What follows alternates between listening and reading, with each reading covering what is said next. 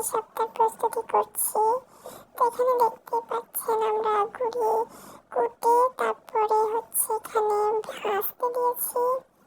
শুধু পানিগুলো একটু শুকিয়ে আসলে গুড়িগুলো ঝরঝরা হয়ে গেলে নামিয়ে নিব। দেখতে পাচ্ছেন কতটা ঝরঝরা হচ্ছে। গুড়ি কিন্তু অনেক লো আছে, ঝরঝরা করতে হবে। আর এখানে যে দেখতে পাচ্ছেন গুড় আর সামান্য একটু লবণ আর গুড়ি দিয়ে একটা চাপড়ি ডোয়ের মতো আমরা তৈরি করছি। দেখতেই পাচ্ছেন এখানকার থিকনেসটা। এরপর আমরা চলে যাব, যে গুড়িটা আমরা ভেজেছিলাম ওটাকে ময়লা টলা পরিষ্কার করে ঝেড়ে যেটা দিয়ে আমরা সুজি বানাবো ওটা আলাদা করে নিচ্ছি।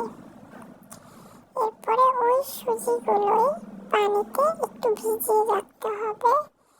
ভিজিয়ে রেখে ওইটাই আবার জাল করা দুধের মধ্যে দিয়ে দিতে হবে। এবং দুধে কোনো কিছু না, শুধু একটু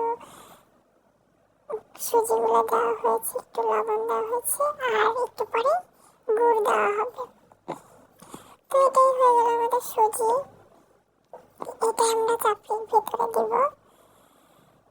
তো দেখতে পাচ্ছেন গুড়গুলো কি সুন্দর মেশানো হচ্ছে। আর হ্যাঁ, এটা কিন্তু অরিজিনাল গুড় আমাদের। এরপরে দেখা যাচ্ছে গুড়ে চিনি কম, তারপর আমি একটু চিনি দিলাম। এরপর কলার যে ডাঁটাগুলো আছে এগুলো কেটে নিয়ে এসেছি আমাদের ক্ষেত থেকে।